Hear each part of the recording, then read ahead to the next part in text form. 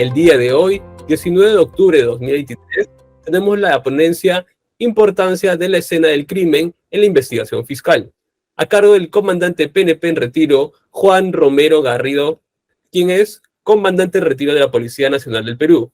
Fue jefe en la dirección y de la división de investigación en la escena del crimen de la división y del Departamento de Investigaciones Criminalísticas de la PNP, respectivamente. Realizó el curso de entrenamiento La escena del crimen a cargo de la Federal Bureau of Investigation, FBI.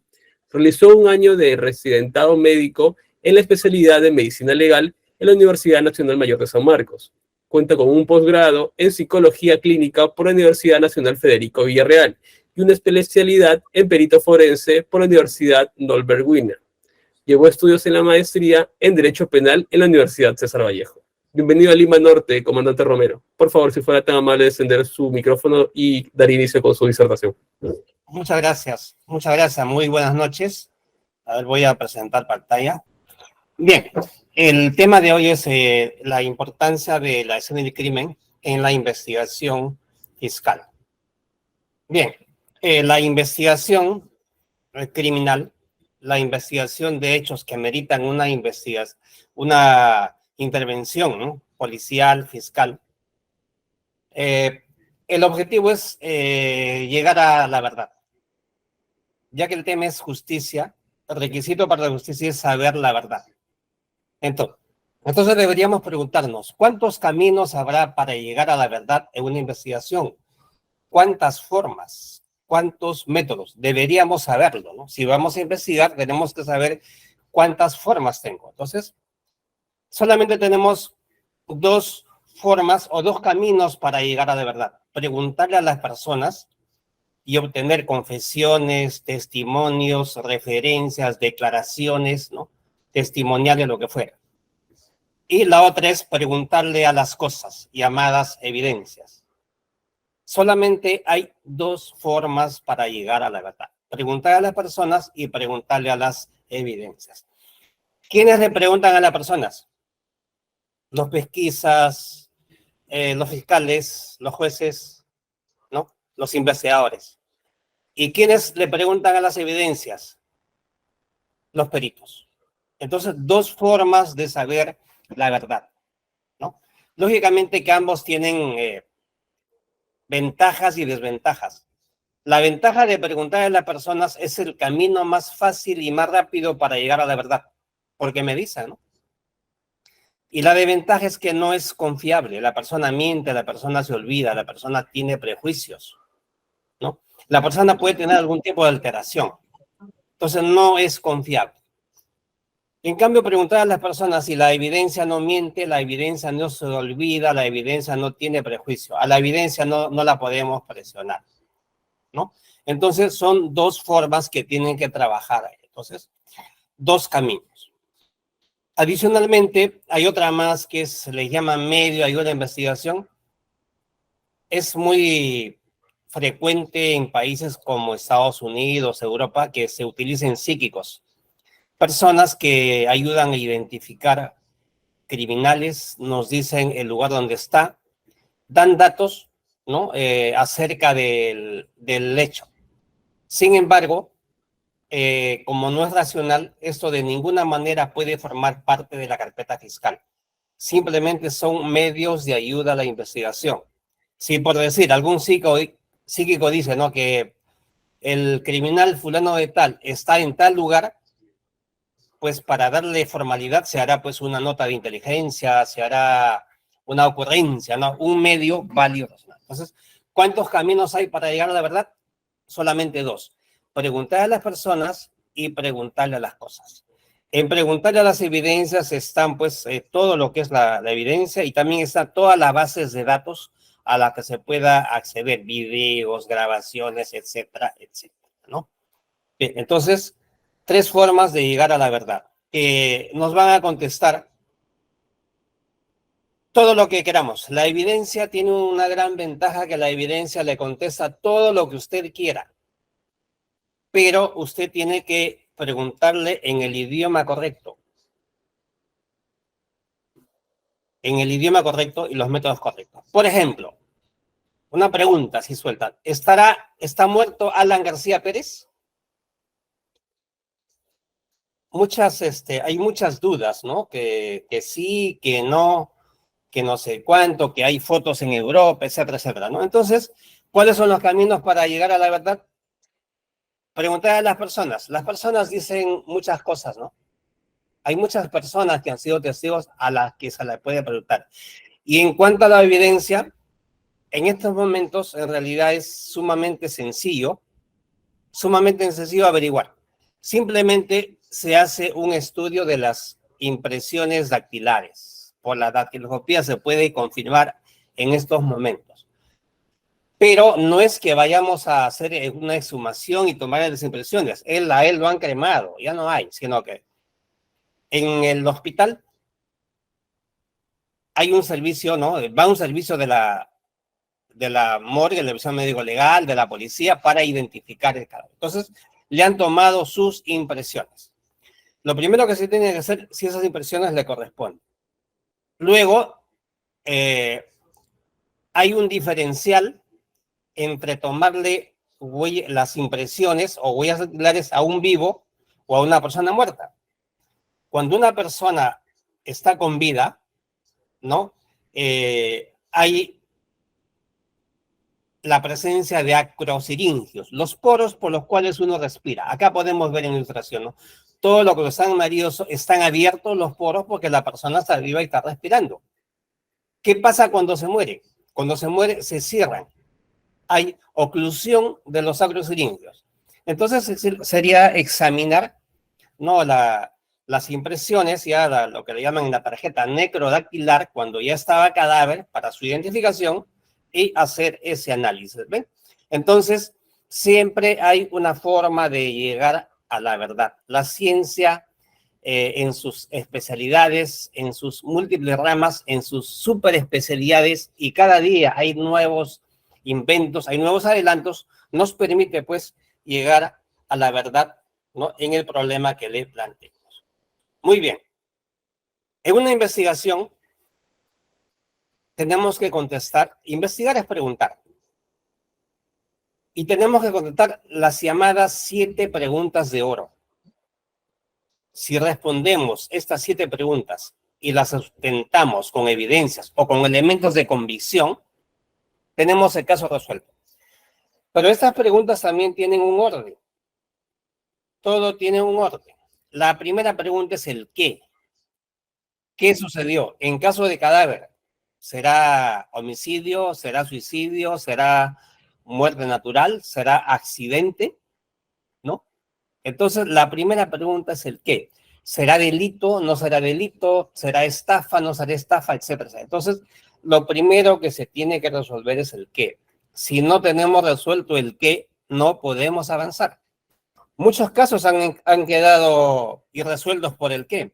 Por ejemplo, el caso de Ciro, ¿no? No se sabe si fue accidente, homicidio, si fue suicidio o si fue muerte natural por inanición. No se puede saber. Igualmente que el caso de la cantante de Corazón Serrano, hasta ahora también está la teoría si fue muerte natural por aneurisma o si que fue lesiones graves seguidas de muerte. Entonces, el qué es la primera pregunta que tenemos que responder. Si no respondemos el qué, no podemos avanzar. Si el qué es suicidio, es accidente o es no delito, ahí termina todo. Se archiva, ¿no? Ahí se archiva, ¿no? Pero si el qué se determina que es delito, continuamos. Entonces, ¿cuál es la pregunta que sigue? El quién. Entonces, la pregunta que va a ser es el quién. Porque no nos sirve saber a qué hora lo mataron, cómo lo mataron, con qué lo mataron, no nos sirve. Si no hay un quién, no hay injusticia. Entonces tenemos que, la zona es el quién. Y hay un quién material y hay un quién mediático, ¿no? Entonces, la criminalística preferentemente identifica al quién material, ¿no? Por ejemplo, en el caso de Ariel Bracamonte, ¿no? De la señora, ¿no? el autor material fue el payaso, ¿no? El llamado Trujillo Espina, ¿no? Pero quedó en duda de la participación del autor mediante, ¿no? Entonces, hay dos quién, el quién material y el quién. Y la criminalística identifica al quién material. Las otras preguntas son esas, el cuándo. El cuándo ayuda pues al qué o al quién, ¿no? El dónde. El dónde también nos ayuda al qué y también al quién.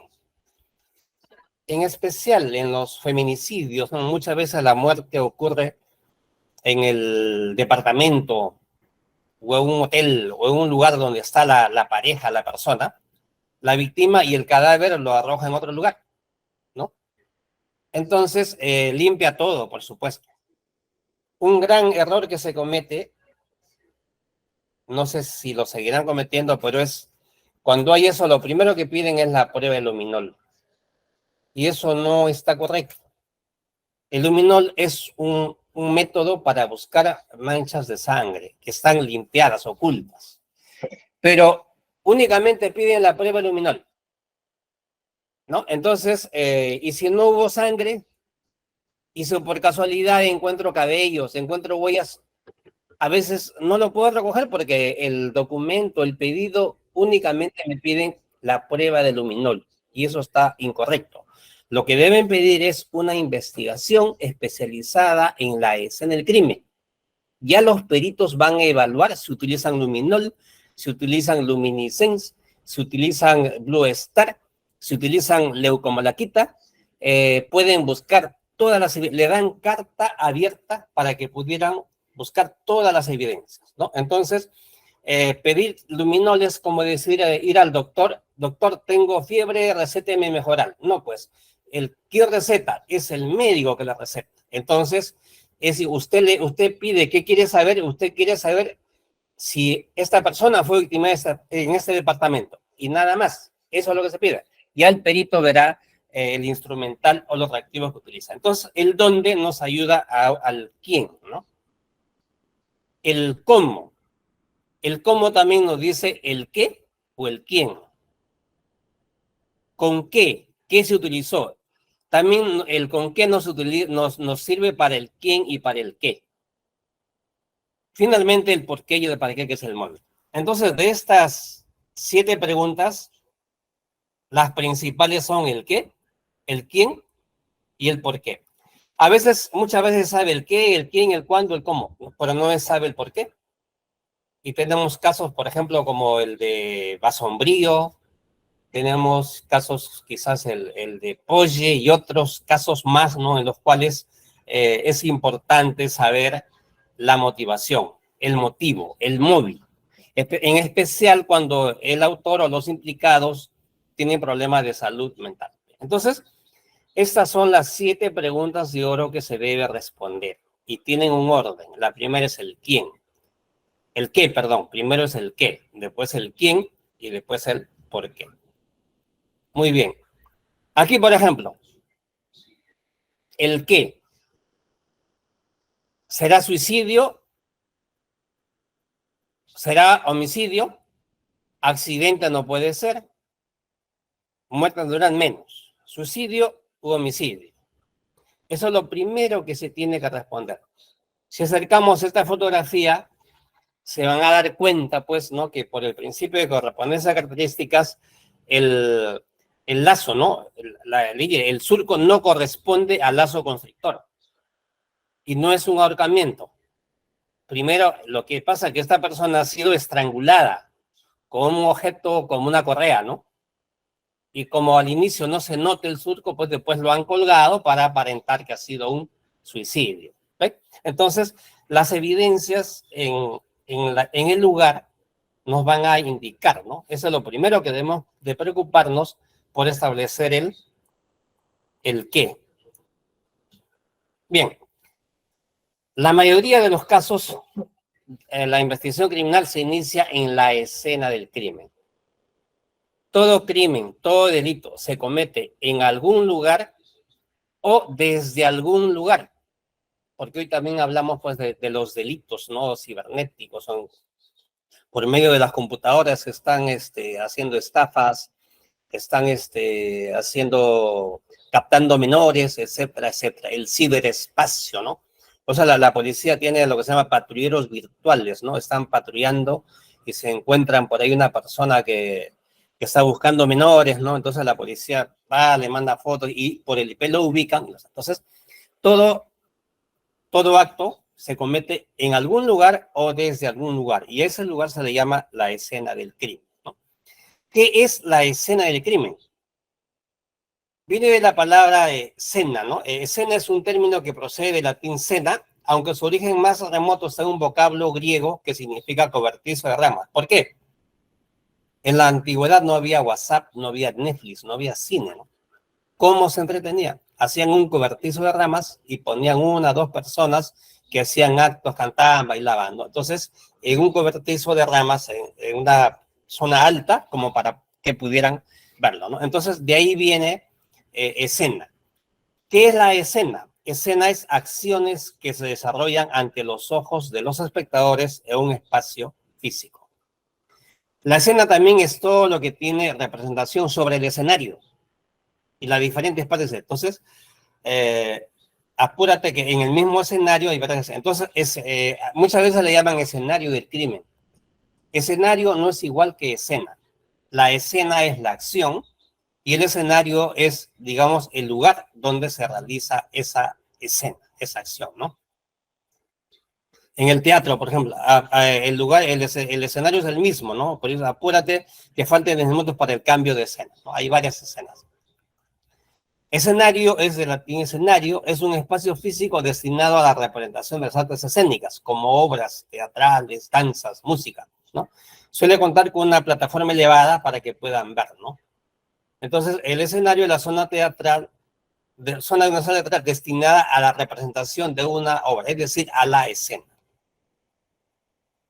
El lugar de los hechos es el espacio físico ubicado geográficamente donde ocurrió determinado hecho. El lugar es, en otras palabras, es la dirección, es el sitio, ¿no? La escena es única e irrepetible. En un mismo lugar pueden ocurrir varias escenas. Por los años 2018, 2017 salió en la televisión de que una cevichería en San Martín de Porres había sido asaltada 60 veces. El lugar es el mismo, pero ahí hubieron 60 escenas diferentes unas a otras, ¿no? Entonces, les hago esa mención porque a veces suele confundirse la definición de escena del crimen, ¿no? Con escenario, lugar, no es igual. Lugar de los hechos, escenario o escena del crimen. Entonces, ¿qué es una escena del crimen? Es el escenario o lugar de los hechos más las consecuencias materiales de la escena, es decir, de la acción criminal. La escena es un todo, hasta el aire, la luz, el calor, ¿no? La escena es un todo, los olores, los perfumes, todo eso es una escena. ¿De qué se compone? Tiene dos grandes componentes. En primer lugar, las características del lugar.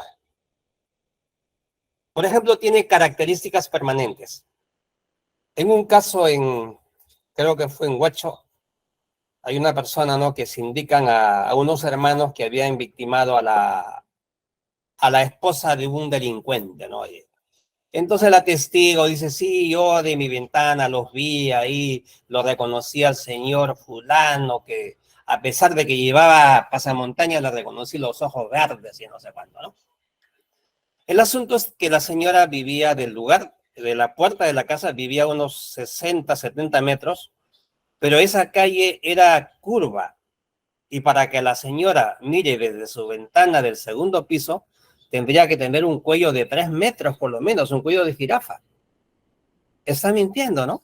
Entonces, por esas características son permanentes, ¿no? La altura, el piso, las paredes, como también robaron hace tiempo en una farmacia por el centro de Lima, y hace varios años, ¿no? Y habían sacado unas cajas grandes que medían 60 por 70.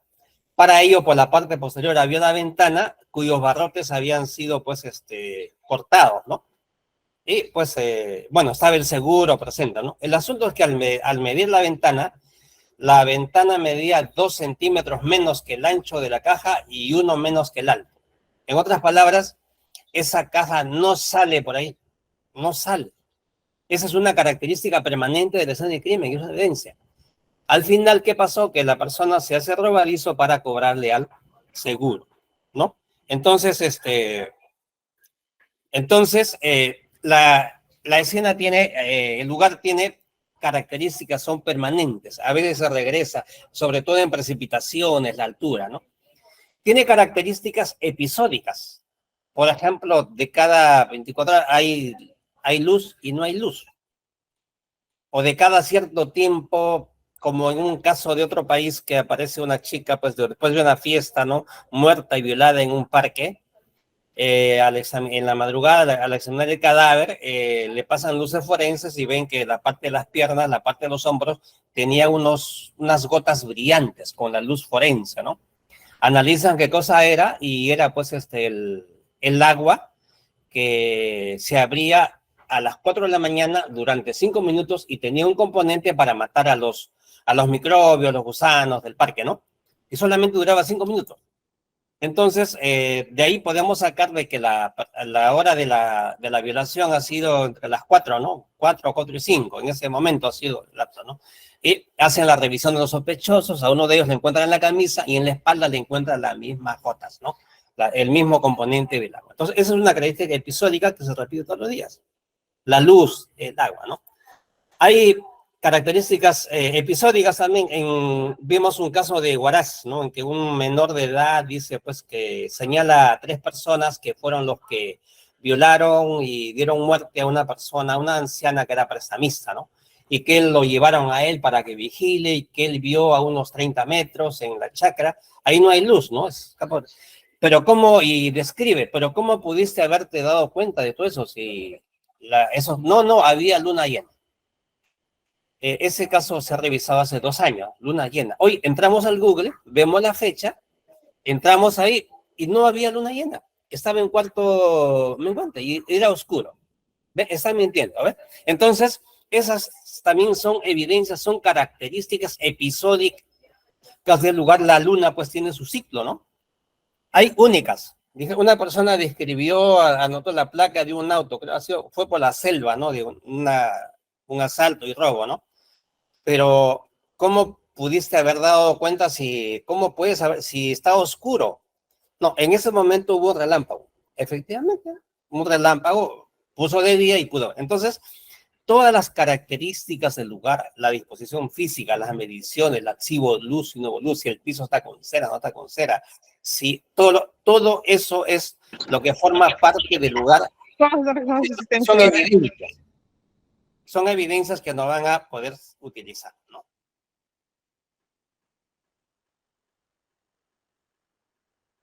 La otra parte es la consecuencia material de la acción. Por la consecuencia material de la acción se van a producir evidencias, ¿no? Por el principio de uso, de producción, de recambio. Por ejemplo, no entran a un restaurante, ¿no? De pronto entran 5 delincuentes, asaltan, disparan a uno, disparan a otro, le rompen la cabeza al otro, dejan sus huellas, dejan pisadas, se produce sangre, se produce bala, heridas, casquillos, huellas de pisadas, dejan de repente cabellos, dejan su pasamontaña, ¿no? Entonces, ese es el otro lado de las evidencias. Entonces, la suma de las evidencias que se producen como consecuencia de la acción material y todas las características que tenga el lugar, todo eso nos da, todo ello sumado es la escena del crimen. Inclusive, ¿no? Preguntaba un experto de otro país, ¿y ustedes cómo captan el sufrimiento de la víctima? ¿Cómo captan la ferocidad del atacante? ¿No? Entonces hablamos también de las evidencias psicológicas, aún las evidencias psicológicas que están en la escena del crimen, ¿no? ¿Y qué hecho tiene que ocurrir para que sea una escena de crimen? Un hecho que amerita una investigación y que se presume delito o infracción a la ley. En faltas también, vamos, crimen no es igual que delito. Crimen viene del vocablo griego crimen, que significa hecho grave, hecho que se debe investigar, ¿no? Entonces, en faltas también se hace la actuación policial. En una escena de crimen hay cosas, objetos, personas antes, durante y después del hecho. Lo peor que nos puede pasar a los peritos es ir a una casa de cochinos, de descuidados, ¿no? Ahí encontramos pues semen de un mes, que la empleada hizo entrar a su novio, chicles de hace 2 meses, sangre. Entonces, las evidencias están entremezcladas, no están separaditas. Entonces, muchas evidencias se relacionan con el crimen y otras no se relacionan con el crimen. Por eso los americanos le llaman, por ejemplo, huellas de eliminación, ¿no? Las que no se relacionan. O sea, no todo lo que encontremos se va a relacionar con el delito. Siempre hay un móvil. Y al final, ¿qué cosa es el delito? En esencia, el delito es una conducta humana tipificada como tal en el Código Penal. ¿Qué significa? Que tan importante es la evidencia física como la evidencia psicológica. A la persona se le conoce por sus actos. La escena del crimen es el retrato viviente de quién lo hizo. Y eso se ve pues en lo que se llaman los perfiles psicológicos, en las películas que han visto Coleccionistas de Huesos, Hannibal, etcétera, etcétera, ¿no? El crimen es conducta humana, es muy importante las evidencias también psicológicas. Por ejemplo, creo que el año 2000, ahí la empleada se queda sola, viajan los patrones, se va con el vigilante de la cuadra a la fiesta, a la Plaza Grau, ¿no? Y regresa a 3 de la mañana, y el vigilante dice pues que había 3 ladrones en el domicilio y que los atacan, pelean, al final de cuentas muere la chica, ¿no? Pero él tenía un corte en la mano, pequeño, y él tenía 14 puñaladas, 3 en el pecho y 11 en la espalda. Ahí hay saña, ahí hay odio. ¿Eso hace un delincuente? Para evitar que lo... No, eso no. Entonces, no era... el asunto era que no era eso, sino que el asunto es que el antiguo enamorado, que era un carpintero que vivía al costado, los había esperado, no supo soportar y la mató, pues, con saña, con venganza, ¿no? Ahí hay pasión, ¿no? No era lo que decía el otro de miedo, que había sido un asalto, ¿eh? Entonces, tan importante es la evidencia física como la evidencia psicológica. A veces hablamos de escena primaria, escena secundaria, escena cerrada, escena abierta. En realidad, en la realidad tal y como es, no hay escena primaria ni tampoco hay escena cerrada o abierta. Lo que hay es escena en campo cerrado, escena en campo abierto, escena en campo mixto. La escena pues tiene muchos componentes, ¿no? Que no puede ser. A ver, veamos con un caso que debe ser conocido, el de la doctora Vázquez Marín, creo que fue el 2010. Su cadáver fue encontrado en Barranco, en el interior de su automóvil, ¿no? Fue encontrado acá.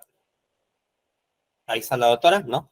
Al cadáver, pero ahí no había sido victimada, ¿no? Entonces hacen todas las diligencias, luego se dirigen creo que vivía en el 8º piso, en Lince, un edificio, van los peritos, revisan, mueven muebles donde pudiera estar evidencias. El cuarto de ella estaba con llave y no rompieron la puerta porque no ameritaba, no había evidencias, ¿no? Hoy sabemos que la escena del crimen sacaron. No había evidencia. Entonces, al final se descubrió que fue acá la mataron, ¿no? En su casa. Entonces, la escena primaria sería aquí, porque aquí la victimaron, y la escena secundaria sería Barranco, unos 8 kilómetros, ¿no? Donde encontramos. Bueno, los peritos siguen buscando y por lo que es lo del auto, bajaron al primer piso, ¿no? Por la cochera. Y siempre pues, los peritos su linterna, su cámara fotográfica y su cinta métrica. Hacen una búsqueda y de pronto observan una manchita pardo rojiza en la cochera, una gotita, ¿no? ¿Se puede saber si es sangre humana ahí en la escena o hay que ir al laboratorio? Ya no. Hay muchos reactivos. Hay uno que se llama hexagón, que en 10 minutos, 15 minutos nos dice si es sangre humana o no. Por ejemplo, aquí se pone, esta torunta es un instrumental parecido a la prueba rápida del COVID, ¿no? Se pone ahí, se echa el líquido, si no sale ninguna línea, no es sangre, sale una línea, sangre animal, sale 2 líneas, sangre humana. Entonces podemos saber si es sangre humana. Bueno, El asunto es que una gota de sangre acá en el primer piso. Si la escena primaria estuvo en el 8º piso, la escena secundaria a 8 kilómetros en Barranco, ¿qué escena es esta? Esta gota pudiera haber estado en la calle, pudiera haber estado a 2 cuadras. No, entonces, en la realidad completa y objetiva, no existe escena primaria ni secundaria. La escena es todo. La escena es todo el lugar que son parte de la acción criminal. Desde el 8º piso hasta Barranco. La escena es todo. A veces se hace mal en descuartizar la escena. Nos perdemos el trayecto, ¿no? Entonces, la escena es una y es todo. Lógicamente que es imposible buscar toda la escena, pero debemos buscar lo suficiente hasta encontrar evidencias, ¿no? Que nos lleven a... Entonces, muchas veces nos perdemos el trayecto. Sin embargo, le llamamos escena primaria y escena secundaria en los informes para fines didácticos. Pero debería de, entre comillas, ¿no? Es para fines didácticos, para ilustración, le denominamos escena primaria, escenas secundarias, ¿no? Pero en el fondo la escena es una sola y es todo. Muy bien. ¿Cómo se procesa o cuál es el procedimiento para una escena de crimen? Para ello tenemos dos herramientas. Tenemos los protocolos de actuación institucional específicos para la aplicación del Código Procesal Peruano, ¿no? El año 2018, emitido por el Ministerio de Justicia con resolución suprema, me parece, con decreto supremo, bueno. Y esto es, participaron representantes de todos los operadores de justicia, ¿no? De los fiscales, de los jueces, de los abogados, de la defensa pública, de las policías, ¿no? Un protocolo nos dice qué hacer. Ese es el problema de algunos peritos que son peritos de protocolo. El protocolo te dice qué hacer, pero no te dice cómo hacerlo. No te dice cómo hacerlo. Entonces, el protocolo dice qué hacer. ¿Quién te dice cómo hacerlo? Los manuales de criminalística, la literatura y a los libros especializados, ¿no? Entonces tenemos dos herramientas. El protocolo que nos va a decir qué hacer y los manuales de criminalística, la literatura, lo que dice cómo hacerlo, ¿no? Entonces hay el llamado primer nivel, ¿no? Es el conocimiento del hecho por parte de la autoridad policial, la verificación, comunicaciones, ¿no? Al fiscal, criminalista especializada y la protección de la escena del crimen. Estos 4 puntos son responsabilidad del primer personal policial interviniente, generalmente en las comisarías, la policía uniformada, generalmente, ¿no? Porque es el deber de cualquier policía, de cualquier unidad, hacer esta actuación por ocurrencia de calle, ¿no? Si alguien va caminando por la calle y se encuentra con un cadáver, un delito, tiene que hacer estas actuaciones, conocimiento, verificación, comunicaciones, etcétera, etcétera, ¿no? ¿Cuáles son los objetivos de la protección de escena de crimen?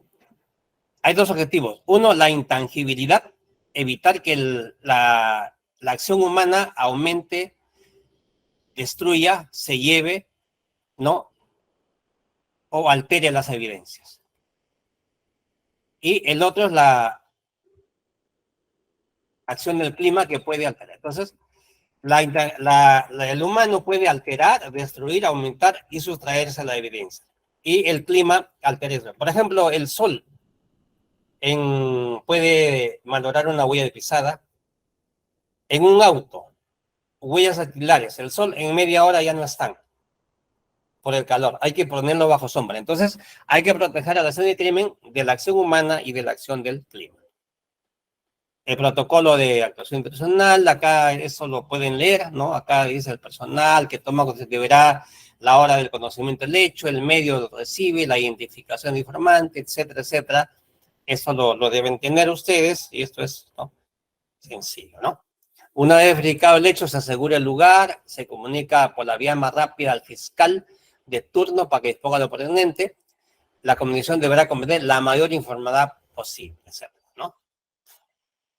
Comunicaciones. El personal policial interviniente, conforme a lo coordinado o dispuesto por el fiscal, comunicará a los peritos del sistema criminalístico policial y a la unidad especializada de investigación que corresponda y a otros de ser necesario. Por ejemplo, aquí, si es un lugar donde hubo explosiones de los juegos artificiales, ¿no? Se puede llamar a Defensa Civil para que haga un análisis si la escena está segura, no vaya a ser que haya algún accidente, ¿no?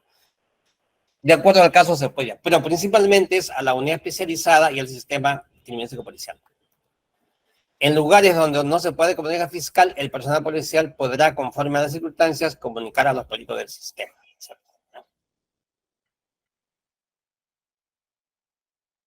Bien, el primer personal policial interviniente que llega a la escena de verificar, proceda a su protección, aislamiento, etcétera, etcétera. Para esto esto es, digamos, ya cuestión policial, hay normas para verificar, ¿no? Primero es la vida, ¿no? Si una persona tiene signo de vida, lo primero que tienen que hacer es auxiliarlo, ¿no? Para el aislamiento se deben enseñar medios idóneos, su demarcación, ¿no? La demarcación de la escena del crimen es importante, poner la cinta amarilla o poner un letrero, ¿no? Porque la prensa, si es que no ve la cinta, se ingresa, se mete, ¿no? Esta es una escena así, ¿dónde dice? Acá no dice, entonces hay que señalizarla, hay que demarcarla, hay que avisarle que esta es una escena de crimen y si es que la cruza está cometiendo delito contra la administración de justicia, mancillamiento, borramiento, ¿no? Se debe anotar la identidad de las personas, etcétera, etcétera, la información previa que debe tener el policía, ¿no? De todo lo actuado, el efectivo policial evacuará un acta de intervención, la misma que será entregada una vez que llega a la escena de pesquisa a los peritos fiscales, ¿no? Aquí en el Perú está, el protocolo no dice así, ¿no? Pero muchas veces no es la policía quien llega primero, llegan los paramédicos, llegan los bomberos, otras entidades, ¿no? En otros países está normado que esas personas emitan su informe, porque de hecho que han hecho algo en la escena, han movido, han tocado, ¿no? Pero aquí nada impide, como son entes, ¿no? Son funcionarios, ¿no? Son entes, se les puede pedir a los paramédicos, a los bomberos, se les pide que digan, nos den el informe, ¿no? Que va a ser de utilidad. Bien. También tenemos el decreto legislativo 1219, que en su artículo 10 dice, ¿no? El aislamiento, protección y vigilancia de escena de crimen compete al personal policial, con la finalidad de conservar y mantener su originalidad, evitando la alteración, destrucción, contaminación o sustracción de los indicios y las evidencias, ¿no? El acceso inicial a la escena corresponde al personal de peritos, el médico legista bajo la conducción del fiscal, ¿no? Aquel que vulnere, invada, altere o permita estas acciones en la escena incurre en responsabilidad penal. Muy bien. ¿Cuál es el objetivo del primer nivel? Conservar la originalidad de la escena del crimen. Conservar la originalidad de la escena del crimen. Me preguntarán, ¿no? Si la escena no está protegida, no hubo protección, ¿se realiza o no se realiza la investigación? Se realiza, pero se anota. Se anota, ¿no? Que no estuvo protegida, que etcétera, etcétera, todos los eventos que hubieran, pero de todas maneras se realiza porque pueden haber evidencias que no han sido contaminadas. Por ejemplo, en una violación vamos a extraer pues fluido seminal del interior entonces, no ha sido eso alterado, ¿no? Se hará pues ya la clasificación. Bueno, a lo que vamos, después de esta previa al punto importante, ¿no? Que es, digamos, lo que es el segundo nivel. En la escena de crimen hay aspectos técnicos, hay aspectos legales y niveles de abordaje, ¿no? Lo técnico, la ciencia es igual en todo lugar, en todo el mundo, los aspectos técnicos son similares o iguales, no cambian. Pero los aspectos legales sí cambian, ¿no? De acuerdo a cada país, tiene su legislación, ¿no?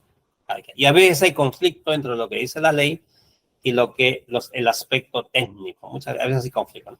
Y finalmente hay niveles de abordaje. No todos los casos son iguales, no todos los criminales son iguales. Cuando se trata de un caso complejo, debe intervenir de primera instancia la unidad de más alta resolución, que en el Perú tenemos la Dirección de Criminalística, ¿no? U otra que hubiera, ¿no? De frente. Muchas veces, a veces lo toma una unidad menor de provincia y lo trabaja y después se da cuenta de todos los errores, ¿no? O cuando es por la calidad de la persona, ¿no? Por la calidad de las personas o por la complejidad, niveles de abordaje. Bien, acá dice, bueno, el equipo que procesa la escena está conformado por los efectivos policiales del sistema criminalístico, los pesquisas, personal del Instituto Medical, Ciencia y el fiscal, ¿no es cierto? Siempre se ha preguntado, a ver, ¿qué es lo que se debe hacer? Seguridad, bioseguridad, eso lo voy a explicar mejor de forma técnica, pero acá está, ¿sí? Acá hay otra pregunta. ¿Quién decide quién ingresa primero, quién ingresa después, ¿no? Acá dice el jefe del equipo de criminalística, de los peritos, o el que haga sus veces. Generalmente es el que coordina los peritos en el crimen. Decidirá el correcto ingreso a la escena y establecer la vía de acceso utilizando el método de bordaje. Pero no significa que el perito va a determinar primero entra, no. Esto se determina previo el planeamiento. Acá en el planeamiento, ahí se va a determinar, acá dice determinar la secuencia de ingreso de personal. Acá se va a debatir entre quiénes, el fiscal, el pesquisa y los peritos, ¿no? Pero el que toma la decisión final es el perito es en el crimen, el jefe de equipo criminalística, ¿no? Luego será una secuencia en orden qué peritos van a entrar. Para la búsqueda de ingresos de evidencia se empleará el método más apropiado, la ubicación, etcétera, etcétera, etcétera, recojo. Eso lo vamos, el embalaje, la cadena, la escena será agotada en su abordaje, etcétera, etcétera, etcétera. En caso de existir sospechosos, ahí el personal policial tomará el control de dichas personas con las medidas de seguridad correspondientes a fin de evitar su fuga. Muchas veces el criminal está ahí presente. Bien, a ver, vamos a ver qué dice el manual. El primer punto que hay que tener es al llegar a la escena. ¿Qué se debe al llegar a la escena? Cuando hablo de llegar a la escena me refiero a que ya están presentes el fiscal, el pesquisa o encargado de la investigación y los peritos criminalísticos. Lo primero que se tiene que hacer es un registro cronológico, todas las horas exactas, hora del descubrimiento del hecho, hora de aviso a la policía, hora de llegada de los peritos, hora de llegada del fiscal, todas las horas, hora de inicio, hora de término, pero horas exactas. Muchas veces se estila poner horas redondas a las 8, a las 10, a las 12, ¿no? Y a veces no es así. A veces es muy importante la hora, el registro cronológico, ¿no? Por ejemplo, en el caso de Marita Alpaca del Hotel Sheraton, ¿no? Se dicen que el cadáver lo descubren a las 6 de la mañana. Homicidios estaba al frente en la vía de Griso, pero la comunicación oficial es a las 9, se hacen presentes, 9 de la mañana. Un hotel de esa categoría, 3 horas para avisar a la policía, mucho no. En esa fecha me parece que el juez llega como a las 11:30 de la noche, a las 11:30 de la mañana, y hace la diligencia y ordena el levantamiento del cadáver sin que vengan los peritos. A la 1 de la tarde piden la presencia de los peritos, los cuales van a las 2 de la tarde, y van ahí y ya no sabe el cadáver, ¿no? Pero no los dejaron entrar. Van a la morgue, el cadáver había se retirado ya de la morgue, antes que lleguen los peritos, creo que 1:30, no parece. Entonces, al otro día se hizo la inspección. Entonces, miren, viendo todo ese registro cronológico, nos hacemos ya una idea de lo que pasó en ese caso, ¿no? Entonces, lo primero, registro cronológico. Luego, la información previa. La información previa de quiénes debe ser, de la fuente primigenia. ¿Quién es la fuente primigenia? Testigos, directo, indirecto. No es que me dijo la vecina, me contó, no, directo, indirecto. Y los videos de seguridad. Ahora, de la información previa debe haber registro formal. Ha pasado, ¿no? Que a veces al testigo le toman toman nota de lo que dice, ¿no? Que dice tal cosa, así, ¿no? Por allá, así, a mi patrón yo le lavé su polo con sangre a las 3, visto a las 5 de la mañana. Pero cuando le toman la manifestación, se niega, no dice. Y no hay registro formal de lo que dijo. Entonces tiene que haber las actas de entrevista, ¿no? O también el registro fílmico, ¿no? De una entrevista que se puede hacer, ¿no? Es un testigo, ¿no? No, es una declaración, ¿no? Entonces, no es una declaración, es un testigo. Entonces, es muy importante tener un registro formal, ¿no? Mediante las actas de entrevista para que quede grabado de lo que dijo. Después no cambie la versión. Aquí Yo le he puesto que, especialmente, ¿no?, para el fiscal, que es el que conduce, dirige, hay una primera actuación importante, ¿no? Cuando tenemos la información previa, nos hacemos una idea de lo que pasó. Entonces, la primera tarea es determinar el problema, la determinación del problema, como en toda investigación. Y en caso de cadáver, ¿cuál es el problema? Determinar, pues, si hubo el qué. Determinar si el problema es el qué, no se sabe si fue suicidio u homicidio. O sí se sabe que es homicidio, pero no se sabe quién o quiénes son los autores. O de lo contrario, se sabe el qué y se sabe el quién, pero no se sabe el por qué. Entonces, acá vamos a identificar el problema. Vamos a identificar el problema. Si es el qué, si es el quién o si es el por qué. Y de acuerdo a esto, vamos a elaborar nuestras hipótesis. El qué, si es un suicidio o si es homicidio o si es accidente. El quién, si es el esposo, si es fulano. Entonces, ahí vamos a elaborar también nuestras hipótesis. La primera tarea, determinar el problema y elaborar hipótesis acerca de ello, ¿no? De las 7 preguntas que les dije, los problemas son, siempre va a ser si es el qué, si es el quién o si es el por qué, ¿no? Puede ser, a veces está claro el qué, sabe el quién, pero no sabe el por qué. Uno de estos va a ser siempre el problema, si es el qué, si es el quién y si es el por qué. Muchas veces el homicidio es obvio, ¿no? Entonces el problema ya no es el qué, el problema va a ser el quién lo hizo. Formular hipótesis en caso de cadáver, si es suicidio, homicidio, accidente o muerte natural. Hay 4.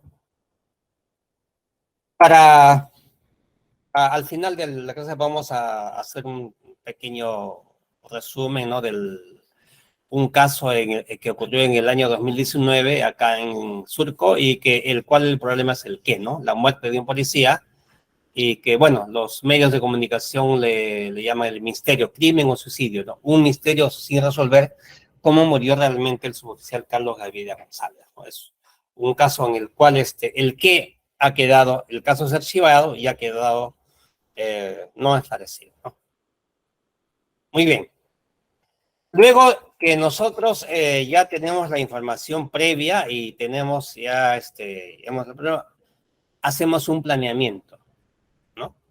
¿Entre quiénes? Todos. El fiscal, los peritos y los pesquisas, ¿no? Lo primero es la seguridad y la bioseguridad. La escena puede ser peligrosa, sobre todo si hay armas de fuego, si hay explosivos, si hay veneno, si hay, no sé, algún tipo de peligro, ¿no? Mucha gente se mata porque tiene enfermedades terminales, contagiosas, ¿no? Entonces hay que tener, en épocas del COVID, por ejemplo, ¿no? Debe haber sido, ¿no? Lo primero es la seguridad y la bioseguridad. En segundo lugar, ¿qué personal va a ingresar y en qué orden?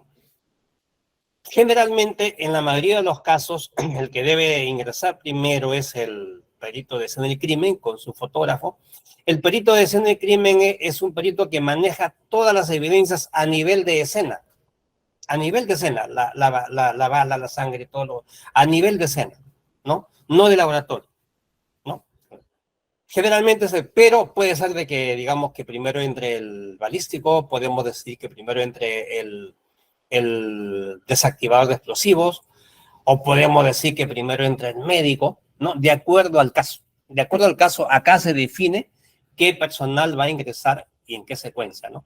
No siempre, en la mayoría de los casos, el perito es en el crimen porque tiene un manejo, sabe cómo caminar, sabe orientar, no va a malograr la huella de pisada, etcétera. Está entrenado para ello, ¿no? Luego, ¿qué instrumental vamos a utilizar? Aquí sí, el único que debe decidir qué instrumental se utiliza son los peritos. Muchas veces se utilizan, esto es, por ejemplo, un caso en el Cusco hace años, ¿no? Un anciano es victimado a martillazo, ¿no? Y entre las uñas tenía cerro unguial, ¿no? Entonces le cortan las uñas, todas las uñas, y le indican al perito que haga, pues, la prueba de la prueba preliminar para sangre, ¿no? Y le echan uno de los reactivos, un reactivo que creo que es la benzidina, es una prueba entonces de sangre, le aplica la benzidina, sale positivo, pero es una prueba de orientación. Y cuando remiten para el ADN, la benzidina ha degradado el ADN, ya no se pudo. Entonces, el uso de algún instrumental, de algo, deteriora para una prueba que se pueda hacer. Entonces, el único que debe terminar, los únicos son los peritos. Métodos de registro, método de pregnación, ¿qué método usar? Prioridad de evidencias, ¿no? A veces vamos a... ¿Qué evidencias se deben buscar primero? Si el problema es el qué, tengo que buscar evidencias que me contesten el qué. Es lo primero que tengo que hacer. El qué. Por ejemplo, no sé, huella de pisada, posición, etcétera, etcétera, ¿no? Si el problema es el quién, tendré que priorizar evidencias para identificar quién lo hizo, porque de nada me sirve cómo lo hicieron, con qué lo hicieron, por qué lo hicieron, si no hay una evidencia que me diga el quién lo hizo, ¿no? Entonces, acá se tiene que ver la prioridad de evidencia, ¿no? Entonces, la segunda actuación que debe tener en especial el fiscal es, digamos, es determinar estrategias para solucionar el problema. Es decir, en otras palabras, estrategias para determinar el qué, si fue suicidio o homicidio. Estrategias para determinar el quién, si fuera el problema, o para el por qué. ¿Ve? Entonces, acá se va a determinar todas las estrategias, vamos a hacer esto, eso, todo, y todo esto ¿con quién? En coordinación con los peritos, el encargado de la investigación, ¿no? Todo el personal que participa. Y no solamente es, digamos, determinar, establecer las estrategias que se van a utilizar, ¿no? Si es el qué, sino que el otro es supervisar su cumplimiento, porque muchas veces se planifica, se hace esto, se hace el otro, se hace acá, y no se hace. Y si no se hace bien, no se cumple y fracasa, ¿no? Entonces, determinar las estrategias para resolver el problema, las pericias, todo lo que se va a hacer, ¿no? Y supervisar el cumplimiento, que se haga, que se realice. Luego de ello, pues se va a ingresar al escena del crimen, hay unos métodos, esto es ya parte de por ejemplo, si vamos a hacer encuadrados la escena, lineal, vamos a pedir un espiral, ¿no? Eso es técnico, ¿no? Aquí lo interesante es de que en algunos casos a veces ponen, ¿no? ¿Qué método utilizó usted? Método de cuadros. ¿Y cuántos cuadrados hizo? No recuerdo. Señor, en las fotos no se ven los cuadrados.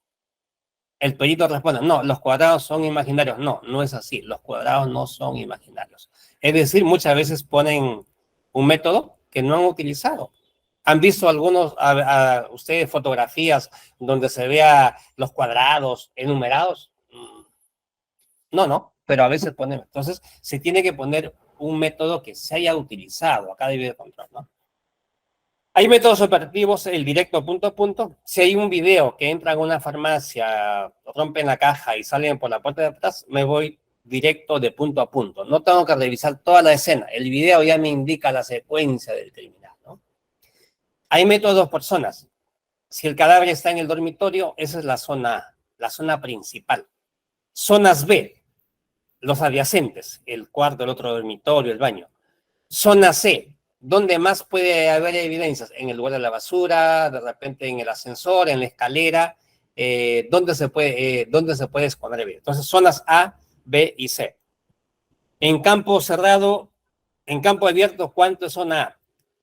Casi siempre se ve de que si es un solo punto, ¿no? Un solo cadáver, 50 metros a la redonda es prudencial poner la cinta amarilla.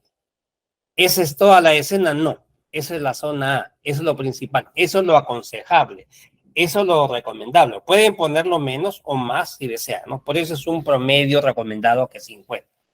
50 metros a la redonda puede ser considerado la zona A. Método de franjas, es un doble peine, ¿no? Un peine de norte a sur y otro de este a oeste. Abanico, lo puede hacer una sola persona en la cual va abanicando con la vista el piso, las paredes, el techo. La escena es tridimensional. Muchas veces se busca en el piso y la evidencia está en el techo, ¿no? Como el caso de los plataneros, creo que fue el año 2003, 2002, ahí en Puente Piedra, matan a dos hermanos, lo descuartizan y lo arrojan al río Chillón, ¿no? Y había sido una casa, luego lo descuartizan, lo arrastran, lo descuartizan en el baño y con un machete lo cortan, ¿no? Y limpian todo, pero una gotita de sangre había salpicado al foco, a la bomba, ¿no? Y ahí estaba como una lágrima roja. Entonces la ubicamos, el método de abanico, y está ADN de los plataneros y ya está, soluciona el caso. Entonces, el método abanico es abanicar toda con la vista, paredes, techo, hasta todos los átomos. Las recomendaciones es importante de que, digamos, dos personas diferentes pasen por el mismo lugar. También se recomienda de que en Japón, por ejemplo, el equipo mínimo de una investigación está compuesta por 7 personas, cada uno con su función. Y para un homicidio intervienen 7 de estos equipos, o sea, hablamos de 21. Y en cada equipo obligado tiene que estar una dama, obligado, porque una dama tiene otra capacidad de percepción, otros detalles que los varones no nos damos cuenta, especialmente para asuntos femeninos. Es muy útil, ¿no? Es muy útil. ¿Cuál es la finalidad de utilizar un método de registro? No dejar espacio por registrar. No dejar espacio por registrar. La percepción de la escena. Este punto de la percepción en realidad hoy es muy, muy importante. ¿Cuáles son los objetivos? La periodización de la escena, lo que le llaman documentar la escena. En las películas habrán visto, ¿no? La escena del crimen documentada, la escena en documentos. Se refieren en fotos, videos, croquis, ¿no? Dibujos, ¿no? Entonces, es una fuente permanente de información. ¿Para quiénes? Para los pesquisas, para los peritos, para el fiscal, para el juez, para las partes, para los abogados, para los peritos de parte, ¿no? Es una fuente de información permanente. ¿Cuántas oportunidades hay para hacer una buena? Una sola oportunidad para hacer una buena paralización de la escena. Sirve para diligencias posteriores, ¿como cuáles? La famosa reconstrucción judicial, ¿no? La reconstrucción judicial se llama hoy, es la reconstrucción, ¿no? Hay reconstrucción y hay recreación. En la reconstrucción participan los implicados, los autores, ¿no?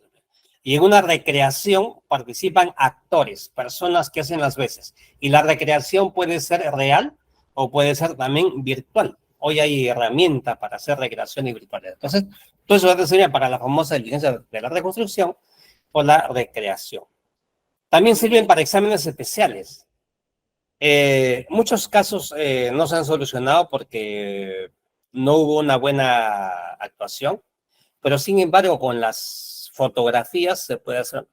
En el año 2008 murió una chica, Hailey, en el dormitorio de una persona, ¿no? De un suboficial de la policía que era su ex enamorado, ¿no?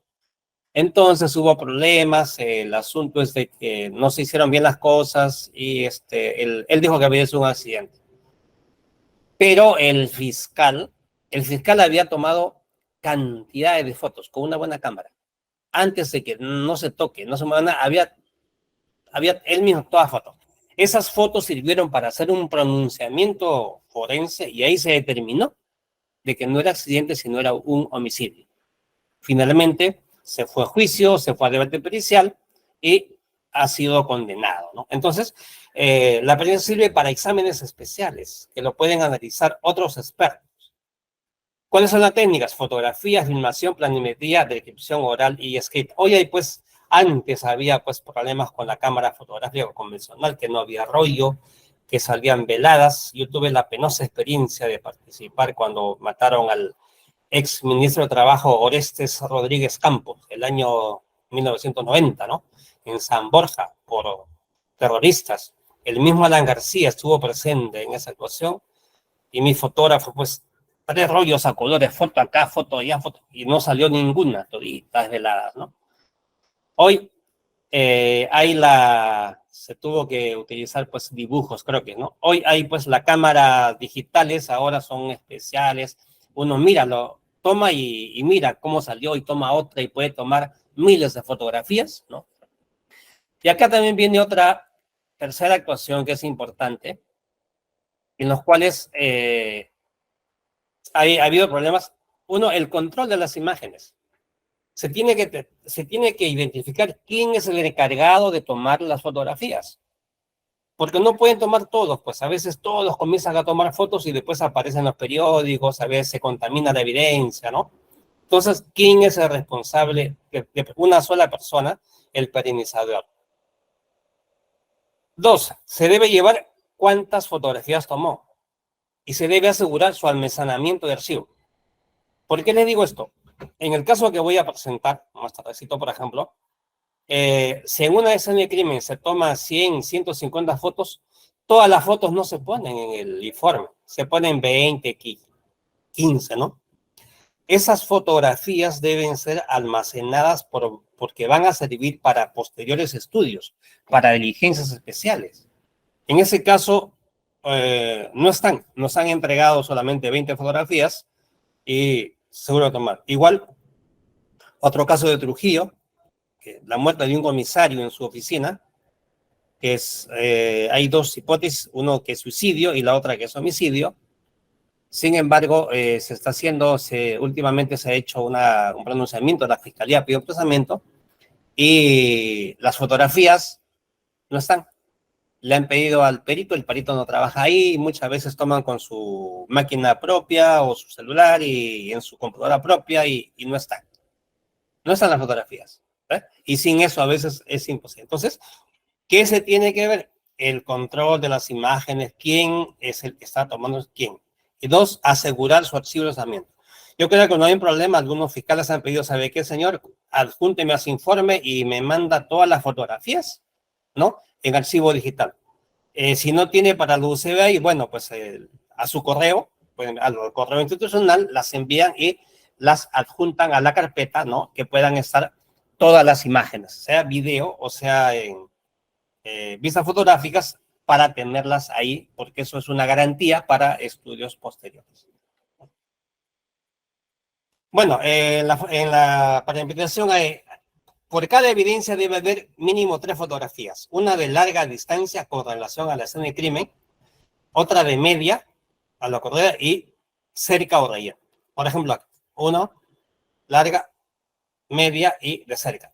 Ahora, las fotografías tienen una secuencia. Les habrá pasado que ustedes ven fotografías de un caso y no se ubican, no están en desorden. Las fotografías te deben contar una historia. Viendo las fotografías, te haces una idea de lo que pasó. Entonces, las fotografías tienen un orden, tienen una secuencia. Y por cada evidencia, mínimo 3, de larga, de mediana y de cerca. ¿No? Igual acá, ¿no? Luego viene, pues, el levantamiento de las evidencias. Hay el marcado de la legalidad. El embalaje debe ser limpios e individuales. En la etiqueta, toda evidencia debe tener el número de caso, número de evidencia, tipo de evidencia, lugar exacto donde ha sido encontrado, esto es importante, lugar exacto, fecha y hora y el responsable. Remisión al laboratorio, la documentación que se tenga que hacer. En realidad, los pasos, digamos, son pocos, cortos, ¿no? De la escena, pero lo que más demora es el análisis de las evidencias para responder el problema, ¿no? El qué o el quién. Eso es lo que demora, ¿no? Por ejemplo, en Inglaterra tienen el plan de trabajo. Por cada evidencia le toman una fotografía. Acá en la parte en blanco hacen la descripción exacta. Acá no hay que aproximadamente, no. Peso, tamaño, exacto. Descripción, exacta. No sé, muchas veces describen una prenda color blanco y cuando la analizan es amarillo claro, ¿no? Entonces, la descripción exacta, detallada acá. En el lado superior izquierdo, ¿qué se puede hacer? Acá, huellas dactilares, ADN, resto de materiales, todas las evidencias que van a hacer. Y acá, el orden, la secuencia. Si el martillo es encontrado en la escena, la sangre es de la víctima, no me sirve. Pero si el martillo es encontrado en la casa de alguien, ahí sí, ¿no? La evidencia. Acá en el mango, tenemos, por ejemplo, ADN o huellas dactilares. uno elimina al otro, ¿no? Entonces, una táctica es, por ejemplo, acá en esta parte corrugada, acá las huellas se quedan, pero van a ser inaprovechables. Pero aquí sí va a haber más sujeción. Acá se fija la mano, acá va a haber desprendimiento de células epiteliales para ADN. Entonces, acá en esta zona de corrugada, ADN, y acá en los otros huellas dactilares. Entonces, hay un plan de recojo para cada evidencia, para que no se pueda deteriorar. Y la cuarta actuación, y esta es la más importante que poco he visto en realidad he visto poco que se haga, es la evaluación. Así como al inicio se reúnen para hacer el planeamiento, al final, cuando creen haber terminado, se debe hacer una evaluación.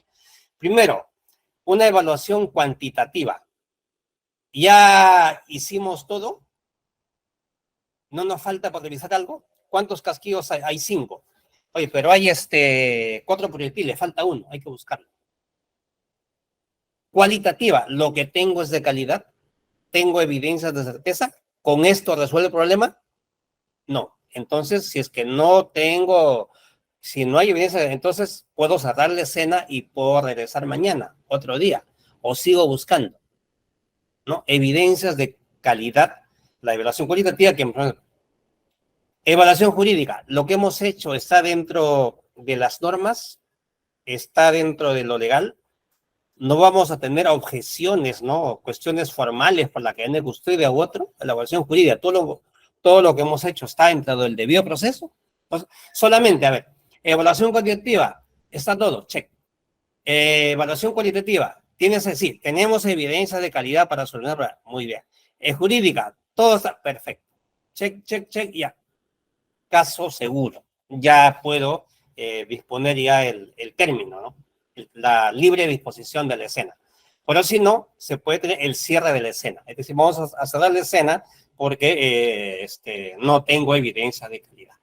Así hubo un control. Esto es para hacer un pronóstico de mi caso. ¿Cómo va a seguir mi caso? La cadena de custodia, rápidamente, es una secuencia de seguridad que debe tener las evidencias desde su hallazgo a su expresión. Todas las evidencias deberán tener cadena de custodia. ¿Todas las evidencias deberán tener cadena de custodia? No. Por ejemplo, el orificio de entrada tiene cadena de custodia. El impacto de una pared de bala tiene cadena de custodia. El orificio en la ventana tiene cadena de custodia. La lividez cadavérica tiene cadena de custodia. La oscuridad tiene cadena de custodia. El piso resbaloso tiene cadena de custodia. Un olor a gasolina tiene... No todas. Entonces, ¿quiénes van a tener cadena de custodia? Todas aquellas que van a ser sometidas a algún tipo de análisis, ¿no? Las otras se analizan ahí. La lividez, el impacto, se analizan en la misma escena y ya no va a tener mayor análisis. La posición del cadáver, etcétera, etcétera, las haría. Entonces,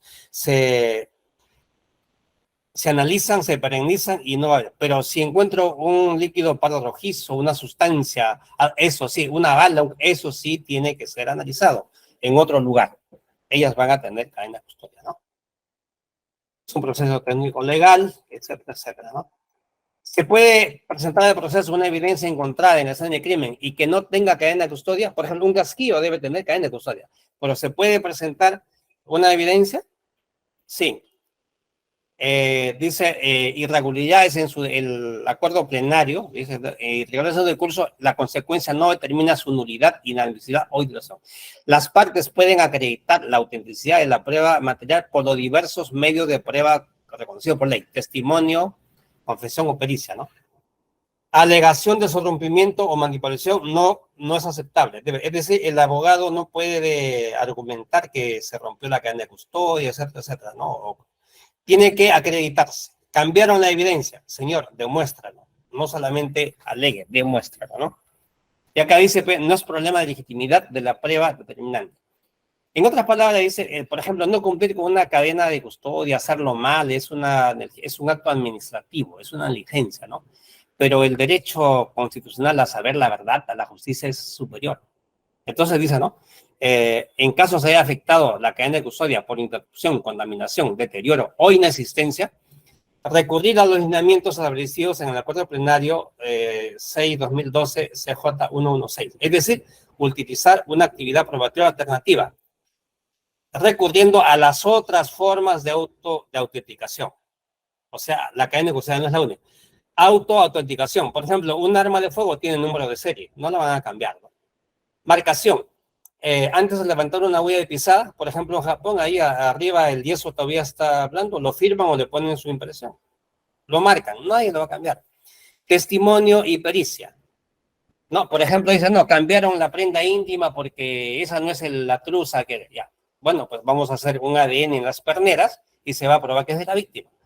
O, por ejemplo, el policía ve un asalto, un homicidio, se fuga el delincuente y el casquillo queda en la mitad de la pista. No tiene los elementos para recogerlo en ese momento. No tiene la cadena de custodia, no tiene. ¿Qué hace? Le puede tomar fotografías de acercamiento. Con el celular se puede, una fotografía de tal que se va a ver las características.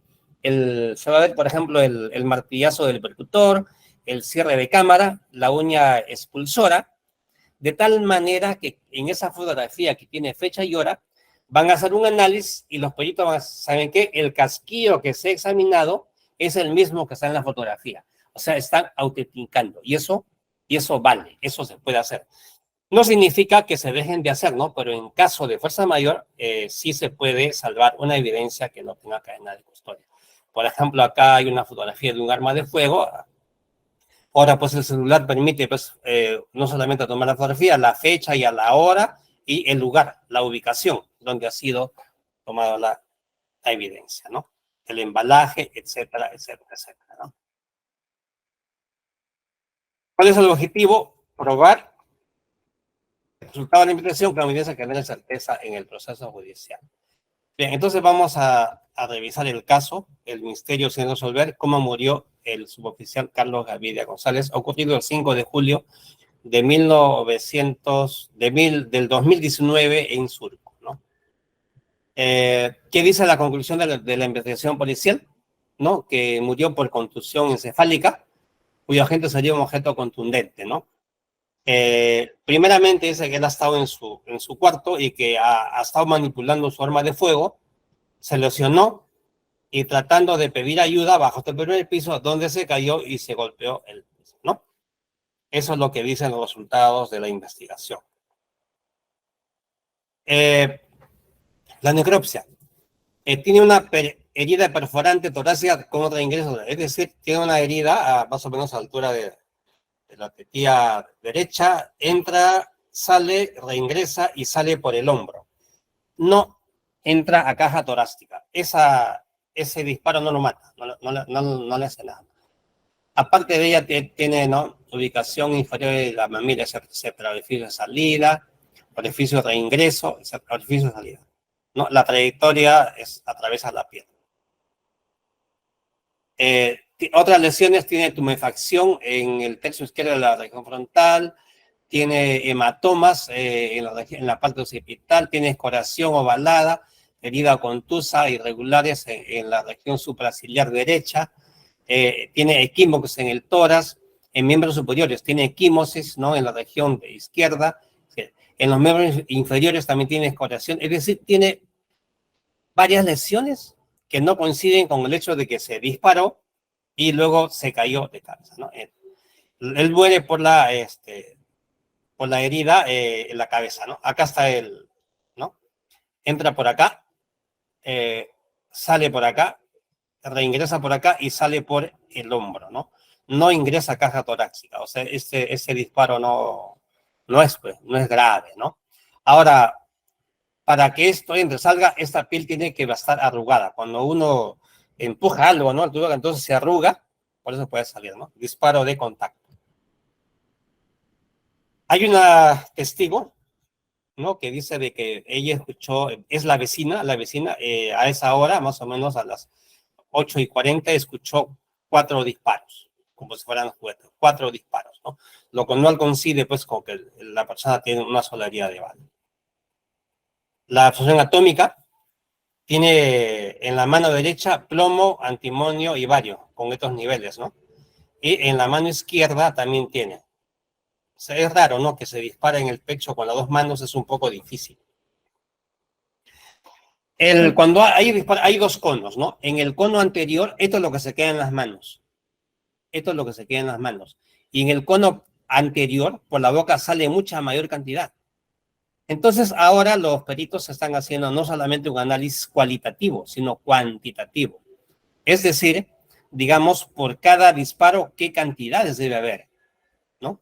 Lógicamente que la persona que dispara, y si alguien en defensa pone las manos acá, esta persona de acá va a tener mucha mayor cantidad, ¿no? que el que dispara en acciones de defensa. Acá, por ejemplo, ha hecho un perito de parte, ha hecho, dice, ¿no? Que el ociso tiene 0.33, 0.26, ¿no? ¿Cuál es? Cuando es un solo disparo, debe tener 0.12. Acá tiene 0.33. En la mano izquierda, en plomo, ¿no?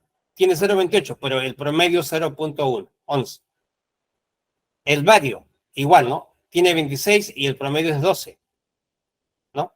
El antimonio 13, 6, ¿no? Entonces, si fuera aún haciendo dos disparos, los valores no llegan a lo que tiene. Entonces, por eso que concluye el perito que no corresponde a autolesión.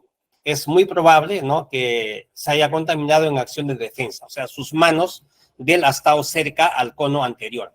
Se ha estado por acá, una acción de defensa, por eso que tiene mayor valor. Bien, este es el informe, ¿no? Esta es la casa de Surco. Este es el ingreso, lo que hacen los peritos. Miren, como acá, este es el primer piso. Acá lo que se ve es sillas tiradas. Una cosa es desorden, otra cosa es violencia. Acá están sillas tiradas, arrojadas. La sangre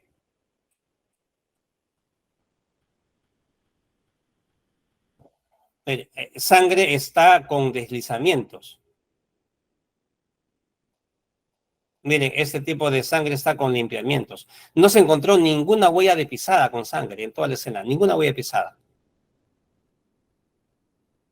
Miren, limpiamientos, frigidera, escurrimiento, escurrimientos. Así fue encontrado en el primer piso. Así fue encontrado, ¿no? Primer piso, miren todas las manchas de sangre que hay. Mano. El asunto es de que si él se dispara, ¿no? Aquí en el pecho, ¿cuál es la primera acción? Agarrarse la herida, pero su mano está blanca. La palma de la mano de la derecha está blanca, no tiene mancha de sangre, lo cual es raro, ¿no? Es raro, ¿ok? Es la primera acción que uno hace, porque esa herida no le hace nada. Aparte de ello, si él, digamos, ya herido, ¿no? Con todo el polvo así manchado, ya herido, quiere, se para caminar, ¿qué hay? Esta sangre chorrea. Nada, no hay chorreo hacia las partes inferiores. Estando parado, tiene que chorrear. No hay. No hay.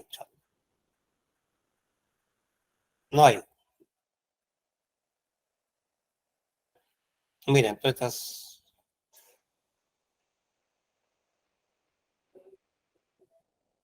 Este objeto roto, esta arcilla, cuando se cae, no van tan lejos las partículas. Esto ha sido tirado, esto es violencia. Los pies, miren, aquí que debería estar manchado de sangre, ¿no? Por lo que ves, nada. No tiene.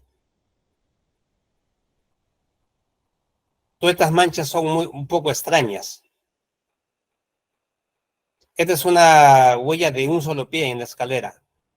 Una silueta de un solo pie, pero no se sabe si es de él. Un solo pie, una sola huella de él. Miren, este es el segundo piso. Este es un arrastramiento. Él habrá bajado arrastrándose. Si él bajó arrastrándose, no se pudo haber caído.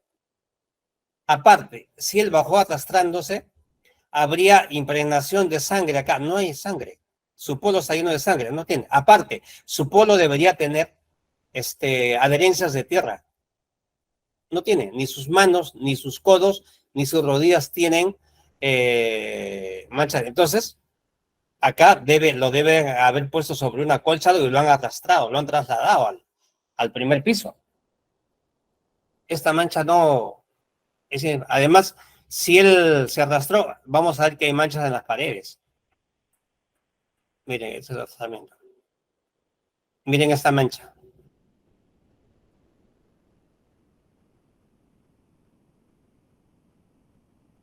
Miren, esta es la entrada al dormitorio. Miren, estas manchas están muy altas. ¿Con qué lo pudo haber hecho? Su hombro no llega, está casi al techo. Son demasiadas altas. Tendría que haber agarrado él un trapo y mover, pero su mano no tiene resto de sangre. Ni tampoco se ha encontrado, esto parecía con una tela, pareciera hecha a propósito. Miren. No tiene sentido de que su hombro haya rozado. Este es el cuarto, el segundo piso. El desorden, aquí hay unas pesas. Acá se encontró la bala. La bala casi no tiene abolladuras, a pesar que ha chocado en la pared. Acá hay unas pesas que tienen manchas de sangre. Falta una. Las personas que viven ahí dicen que falta un disco. No está. Quizás puede ser con el que golpearon en la cabeza. Miren, esto es limpiamiento.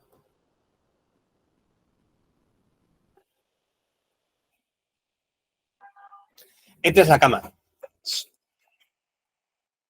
Se supone que él ha estado acá y se ha disparado, ¿no? Pero miren, el colchón tiene la pistola es acá, la casarina es acá. La casarina sobre el purete, la pistola sin caserina. Esto está en el piso, pero no se ha roto. Esto es de vidrio, ¿no? Miren, si él se dispara, no. El impacto está hacia los pies. Ha tenido que estar con la cabeza acá. Pero él, miren este charco de sangre. Cuánto se dispara y en vez de salir a buscar ayuda, ha tenido que estar echado acá. Y esta sangre pasa hasta el colchón.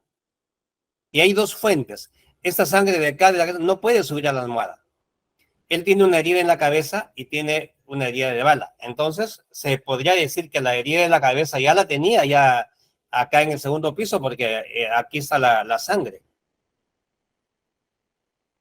Y lo peor, acá se ha encontrado un casquillo. Entonces, habría que ver, ¿no? Él se dispara y se queda ahí un tiempo para que se haga toda esta cantidad de sangre. Ahora, toda la sangre que ha perdido acá, ¿eso le permitirá seguir vivo? Porque una persona pues no puede perder el 2 litros, el 40% de volumen de sangre porque se muere. Aparte, si él se para y camina, no hay chorreo, no hay goteo. Mire, esta colcha tiene manchas de sangre en diversos puntos, ¿no?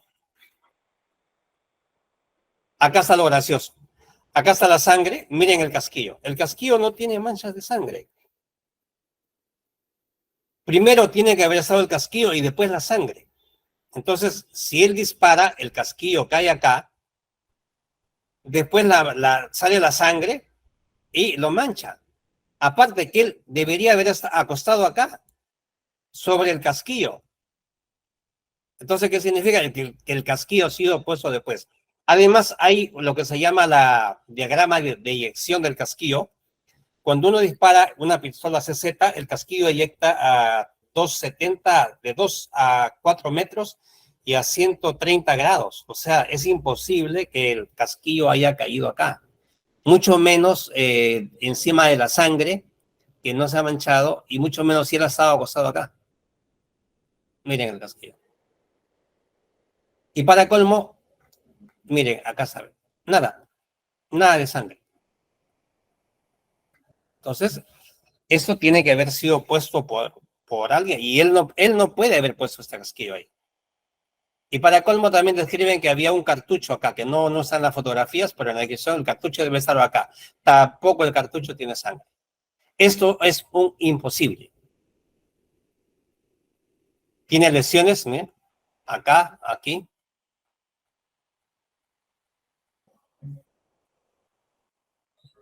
Esta es la entrada, salida, reingreso, y acá está el brazo, ¿no? Sale el brazo para acá. Miren en las rodillas. Tiene también. Y miren, de que no tiene manchas de sangre que chorreen, ¿no? Si él camina y con eso la sangre chorrea hacia abajo. Bueno, esas son las incongruencias que hay en este caso y por las cuales pues ahí se duda de que haya sido una accidental, porque esa herida a él no le hace nada, con él tranquilamente, con esa herida de bala tranquilamente él toma su moto y se va al hospital, ¿no? Pero según la evidencia ha tenido que quedarse echado ahí sobre la cama. ¿Y cuánta sangre ha perdido ahí? ¿Qué falta hacer acá? ¿Qué faltó hacer? Faltó, por ejemplo, hacer una reconstrucción, ¿no? Para ver si una persona de esa estatura y con el polo manchado es capaz de hacer estas manchas de sangre tan altas. Tan altas. ¿Cómo puede haber hecho? Sus manos están blancas, no tienen sangre. En su polo no tiene signo de arrastramiento, adherencias, ahí para que él pueda. No hay huellas de pisadas, ni una sola huella de pisada, ni otras huellas de pisadas. No hay goteo en el piso. Ahora, el impacto del proyectil que está por la parte de abajo de la cama, más o menos está por acá, no tiene alrededor nada de sangre. Según los balísticos, la bala ha venido por acá. O sea, él tenía que estar con las piernas acá y la cabeza para acá. Pero no, el impacto ha sido encontrado después de 2 días en una segunda inspección y no tiene manchas de sangre. Entonces, esos son los motivos por los cuales pues, este caso que, aparte de ello, no sé si han visto el video del canal, ¿sí? Ahí han filmado a 3 personas que son sospechosas y que están merodeando el lugar. Que haya una persona que se parece, casualidad, pero 3 personas que a esa hora hayan estado muriendo y que no viven por ahí y tienen motivos, pues es un poco... con eso es brevemente la presentación. No hay mucho tiempo, digamos, para dar más detalles del caso, pero ahí el que ha quedado no a satisfacción de las personas es un caso que se ha archivado. Ahí hay falta actuaciones. Falta, por ejemplo, hacer un análisis de qué cantidad de sangre hay en la frazada, la colcha, la almohada, determinar la cantidad y ver si esa pérdida de sangre le permite a él caminar y bajar o ya con eso murió.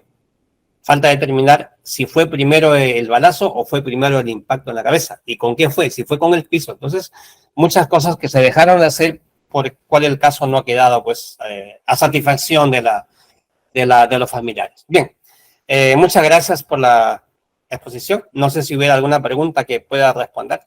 Muchas gracias, doctor, por su interesante y magnífica exposición. Finalizada la presentación de nuestro ponente, daremos inicio a la ronda de preguntas. Comandante Romero, tenemos algunas consultas que nos han hecho llegar por medio del chat y de manera interna. Si me permite, pasaré a leérselas para que puedan ser resueltas por su persona. ¿Ok? Adelante. Ok.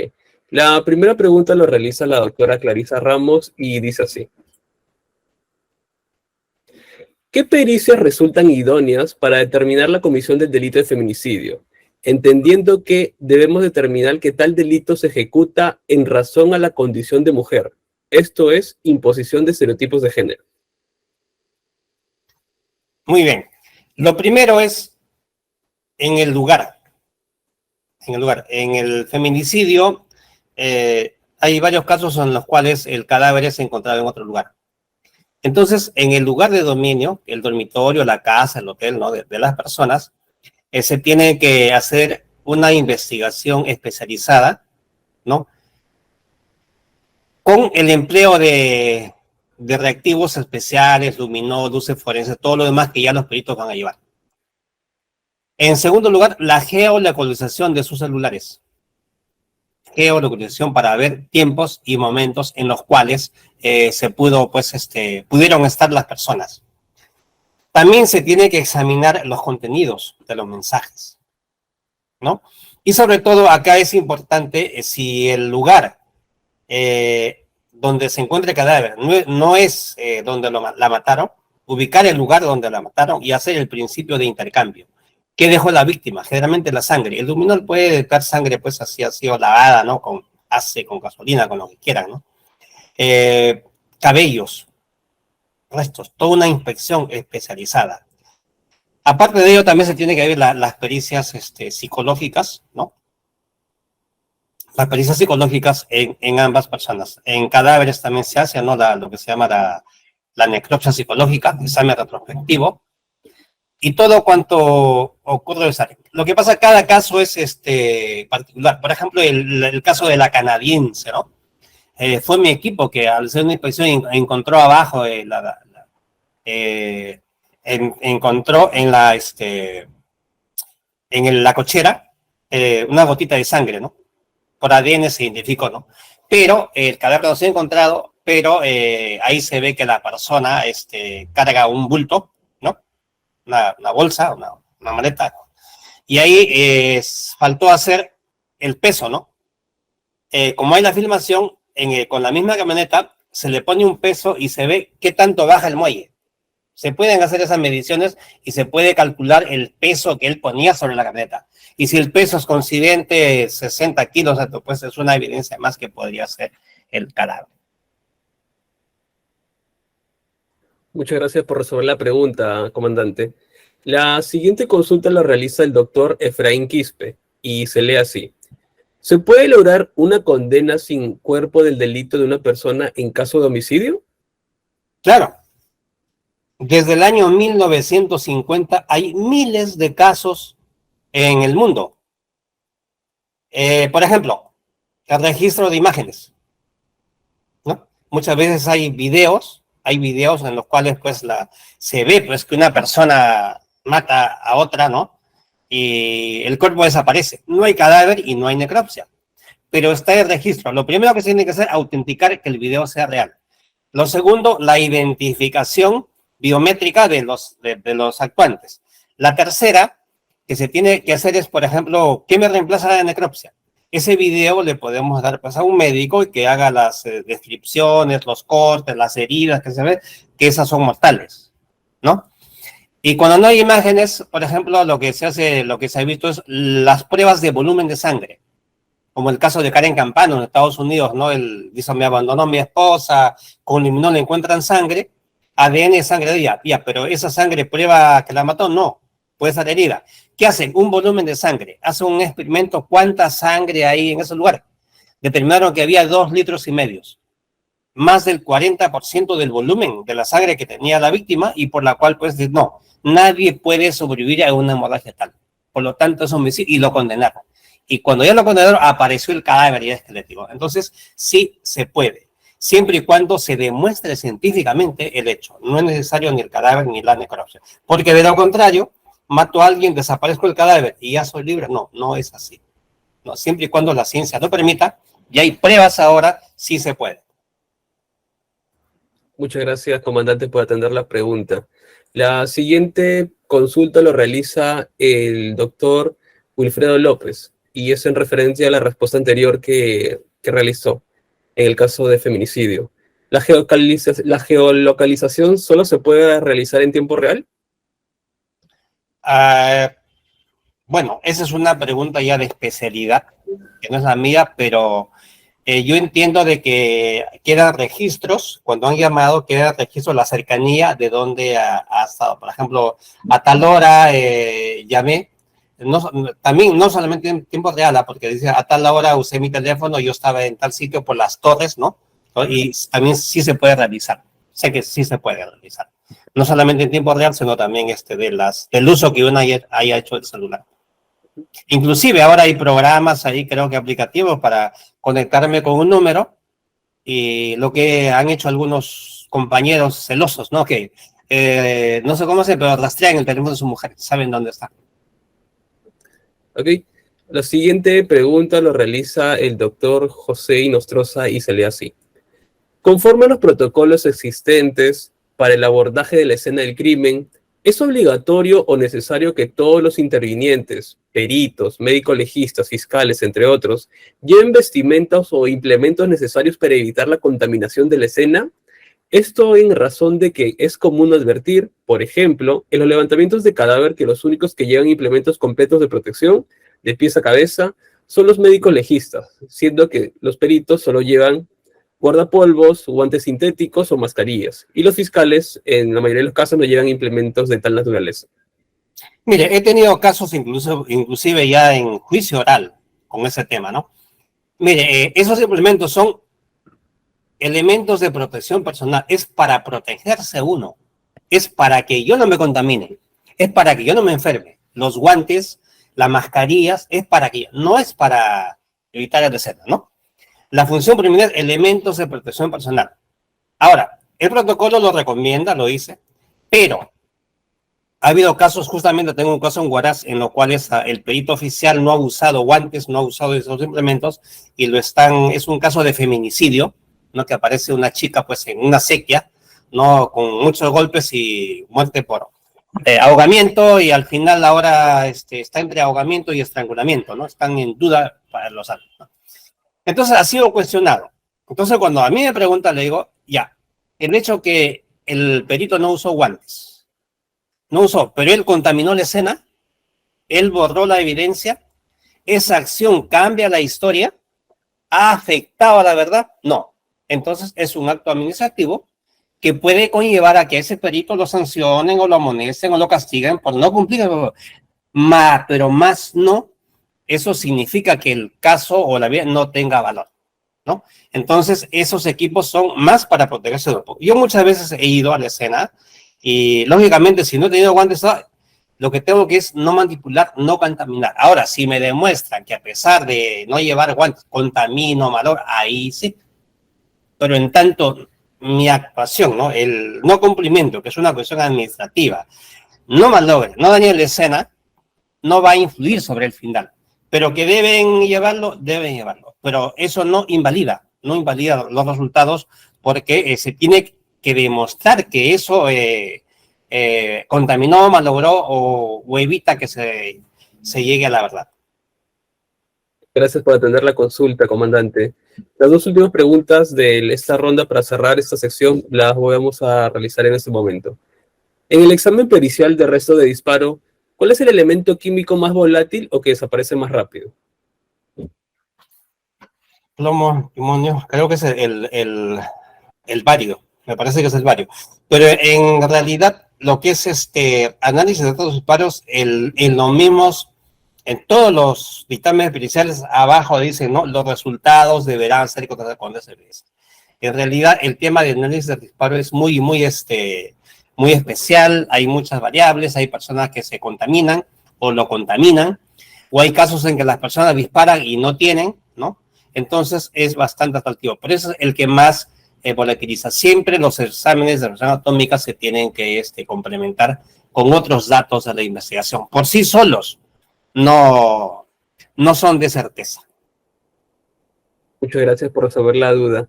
La penúltima consulta lo realiza la doctora Ailis Briceños y dice así: ¿cuánto tiempo dura la sangre en una escena del crimen en borrarse, si se hace con la prueba de luminol? Bueno, el primer caso de luminólogo en Perú lo hicimos después de un año, el caso del Joidero y Parraguirre, en el cual en un auto, ¿no? Lo secuestran el paso, le disparan, se desangra, era un taxi que alquilaban, durante un año lo lavan con gas y con gasolina, y durante un año ha sido lavado y salió, sobre todo en superficies absorbentes, hasta de años puede estar en superficies absorbentes, ¿no? Lógicamente que hay un límite, pero en mi experiencia eso pasó más de un año. Hasta de años se puede quedar la sangre, en especial en superficies absorbentes. En los pisos, por ejemplo, en las uniones, en las maderas, ¿no? En las telas, tiende a quedarse por mucho tiempo.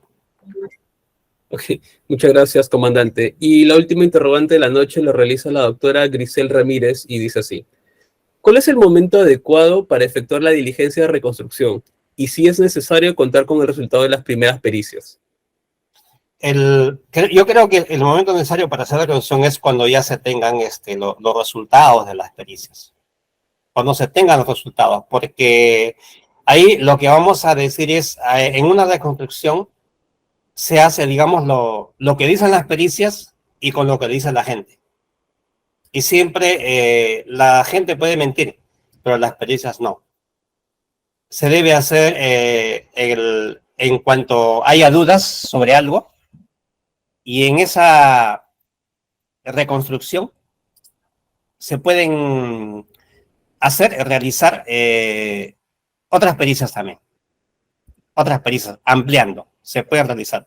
Y a veces en reconstrucciones, por ejemplo, vimos, ¿no?, el caso de Huacho, la reconstrucción, que la chica estaba jugando con el arma, él le quitó, le jaló el arma y se disparó. Hicimos la prueba 3 veces, le jalaba y no se disparaba el arma, ¿no? Es muy importante la reconstrucción o recreación, pero es recomendable cuando se tengan los resultados, todos los resultados y haya alguna duda.